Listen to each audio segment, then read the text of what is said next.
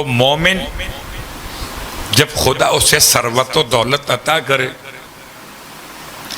تو کبھی واجبات مالیہ میں کبھی مستحبات مالیہ میں یہ سوال کر سکتا ہے، مولانا بتائیے آپ کے تو علم میں ہوگا، کوئی ایسی فیملی ہو ضرورت مند ہو، سفید پوش افراد میں کوئی ایسا مرکز ہو جہاں پر ہم ڈونیشن دینا چاہیں، جہاں پہ کام ہو رہا ہو. جیسے لوگ پوچھتے ہیں مولانا بتائیے صدقہ جاریہ شمار کہاں پر ہوگا؟ ہم سامرہ چلے جائیں، سامرہ میں مولا کا حرم تعمیر ہو رہا ہے، وہاں لگا دیں. مثال دے رہا ہوں، جناب حر علیہ السلام کا روزہ تکمیل کے مراحل میں ہے، وہاں لگا دیں. یا جناب اون کا مزار مقدس، تو کہاں لگائیں پیسے؟ مدرسے میں لگائیں، مسجد میں لگائیں، امام بارگاہ میں لگائیں، اسکول پہ لگائیں، اسپتال پہ لگائیں، مریض پہ لگائیں، طالب علم پہ لگائیں. سوال ہو سکتا ہے. سوال یہ ہے کہ کس پہ خرچ کریں؟ کہ معصوم نے صدقے کا سامان اٹھا کے پھینکا ہو؟ معصوم صدقہ چومتے تھے. اگر صدقہ قابل نفرت ہوتا تو قابل نفرت کو معصوم چومتے کیسے؟ اور کسی نے پوچھ لیا کہ مولا سے چوم کیوں رہے ہیں؟ فرمایا صدقہ جب منسوب کر دیا جائے تو منسوب خدا سے ہو جاتا ہے، اور جس کی نسبت خدا سے ہو جائے تو صدقے کو نہیں نسبت کو چوم رہا ہو. خدا نے انسان کو انویسٹمنٹ کرنے کے لیے 5 سینٹرز کھول کے دیے ہیں. اب مشکل یہ ہے کہ میں اور آپ سوچتے کب میں کتنا جئیں گے. ہو سکتا ہے آج پینشن ملی، کل بینک میں جمع کرائی، اس کی پہلی جو ملنی تھی منافع کی رقم وہ ملنی تھی 1 مہینے بعد یا 6 مہینے بعد، اس سے پہلے انا للہ ہو گئے. اب کیا ہوا؟ تو جو انویسٹ کیا تھا اس کا ہمیں فائدہ حاصل ہوا کہ نہیں ہوا؟ تو اگر انویسٹ کرنا چاہتے ہیں تو کسی ایسے مقام پہ کریں کہ مر بھی جائیں تو پروفٹ بند نہ ہو. ٹھیک ہے، مادیات اپنے مقام پر وہ آپ کی ذمہ داری، روزے روٹی آپ کا مسئلہ، آپ کا مسئلہ نہیں، وہ اللہ کا مسئلہ ہے. جس نے اٹھایا ہے آپ کا کام ہے کوشش کرنا، خدا کا کام ہے آپ کی کوشش کو کامیاب کر دینا. اب آئیے یہ 5 مراکز کون سے ہیں؟ سورہ مبارکہ البقرہ کے آیت نمبر 215 میں فَلِلْوَالِدَيْنِ. اگر انویسٹ کرنا چاہتے ہو،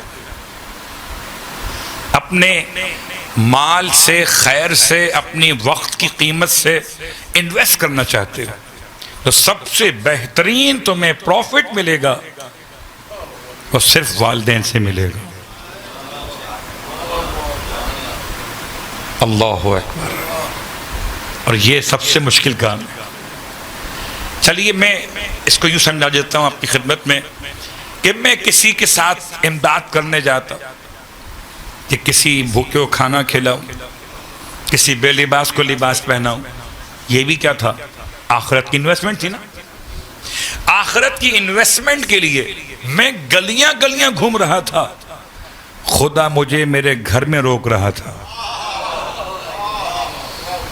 کہ گلی میں جاتا ہے گلی والا، علی کے پاس رہتا ہے علی والا، گھر میں رہو، اپنے والدین پہ خرچ کرو. یعنی وہ صدقہ و خیرات، وہ نیکیاں، وہ ڈونیشنز جو آپ باہر یوز کر رہے ہو سکتا ہے میرا جملہ سخت لگے آپ کو کہ آپ نے صدقہ کیسے کہہ دیا. صلوات. ابھی تو آپ کی خدمت میں عرض کی تھی صدقے کا مطلب وہ نہیں جو ہم سمجھ رہے ہیں. صدقہ ہاتھ کا میل نہیں ہے. صدقہ اس عبادت کا نام ہے کہ جو انسان راہ خدا میں کسی شکل میں اختیار کرے. مجلس میں آنا بھی صدقہ ہے، مجلس کا تبرک چوم کر کھانا بھی صدقہ ہے، اپنے ماں باپ کو سلام کرنا بھی صدقہ ہے۔ ہر کار خیر جو انسان کو خدا سے قریب کر دے صدقہ ہے۔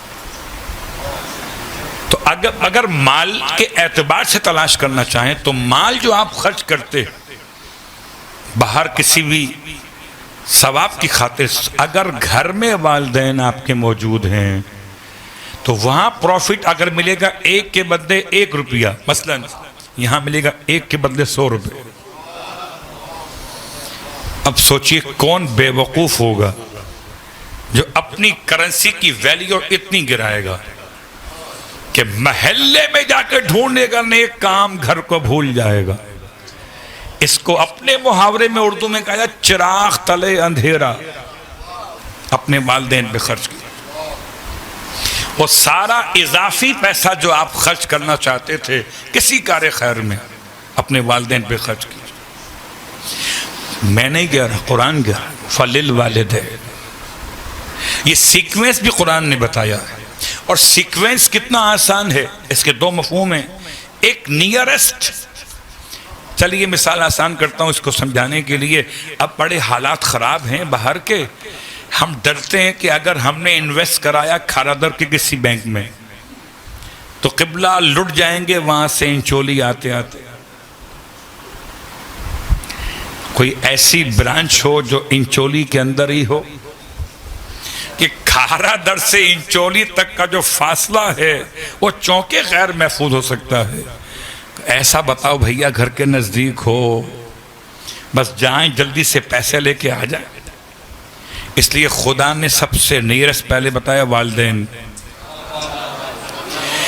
اور قسم بخدا جب والدین پہ خرچ کر رہے ہوگے تو دیکھنے والا کوئی بھی نہیں ہوگا، صرف خدا کے لیے کر رہے، نزدیک تر اور خالص ہو جانے کے لیے ذرا خلوص سے قریب تر، اور اس کے بعد زیادہ فائدہ پہنچانے والے خدا کے نزدیک فَلِلْوَالِدَيْنِ وَالْأَقْرَبِينَ۔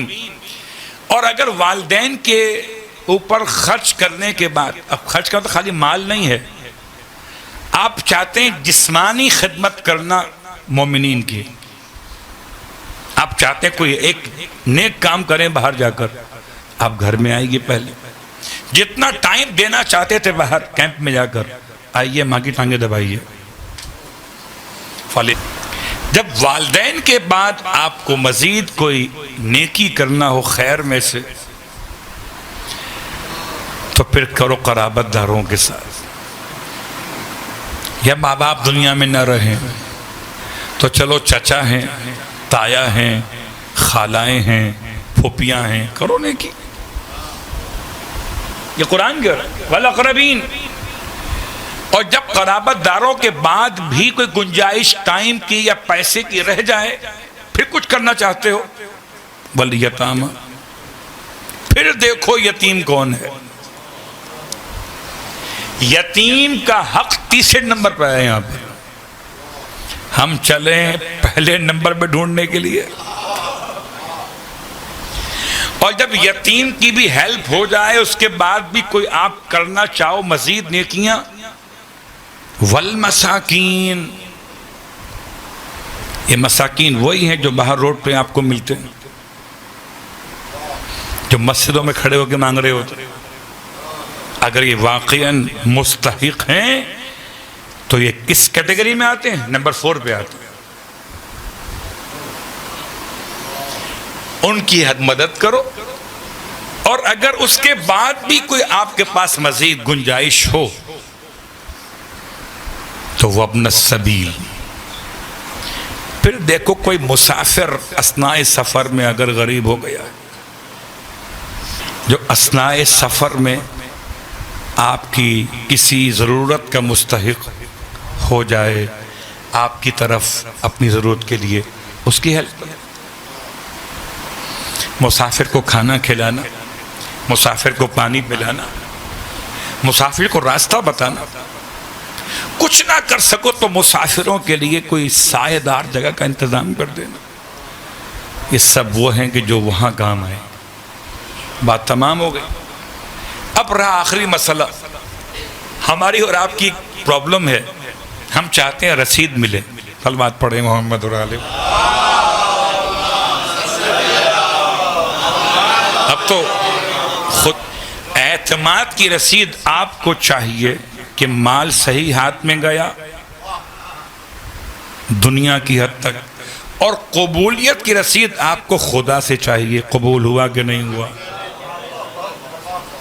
بس ایک مثال آپ کی خدمت میں, اور یہ مثال ایک ایسے مومن کی ہے کہ جو جا رہا تھا حج کے لیے, اور حج پر جانے سے پہلے کچھ مکان چھوٹا پڑ رہا تھا. ماشاءاللہ جب بچے بڑے ہوتے ہیں تو مکان چھوٹے پڑ جاتے ہیں, حالانکہ مکان چھوٹے نہیں پڑتے, بچے بڑے ہو جاتے ہیں. وہ پریشان تھا کہ مکان شفٹ کرے, نیا مکان لے. حج پہ جانا تھا, 10,000 درہم جمع کر لیے تھے مکان کے لیے. اچھا, جب کوئی انسان مکان کے لیے پیسے جمع کرتا ہے تو پھر ڈھونڈتا ہے علاقہ کہاں لے گا, کون سی آبادی اچھی ہے. 10,000 درہم لے کر امام کی خدمت میں آ گیا. اچھا, آ کر یہ نہیں کہتا کہ مجھے مکان چاہیے بچوں کے لیے, کہتا ہے مولا مجھے میرے لیے مکان چاہیے. بہت غور کیجئے گا, الفاظ کا بڑا دخل اس معاملے میں پورے میں. آپ کے ذہن کے سوالات ختم ہو جائیں گے پورے. مجھے میرے لیے مکان چاہیے. اب امام علیہ السلام ایسا ہی مکان دلوائیں گے جس میں اس کو رہنا ہو,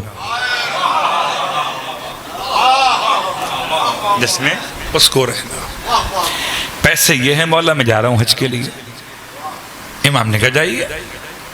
10,000 درہم دیے اور سب بانٹ دیے مستحقین سادات میں جو امام کی نگاہوں میں تھے. جب یہ حج کر کے واپس آیا امام سے ملنے پہنچا, کہتا ہے مولا میرا کام ہو گیا. جی ہو گیا. اور رسید, کوئی رسید بتائیے, مکان کہاں پر ہے. رسید کا مطلب اعتماد نہیں. اعتماد کی رسید امام سے نہیں مانگی جاتی. رسید کیوں مانگ رہا ہے کہ وہ کوئی مکان نمبر لکھا ہوا ہو, کوئی مکان کی چابی وابی وغیرہ ہو.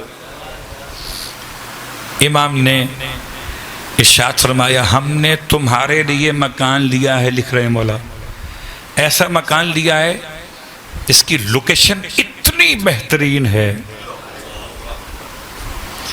کہ اس مکان کی ایک دیوار رسول خدا کے مکان سے ملتی. اللہ اکبر.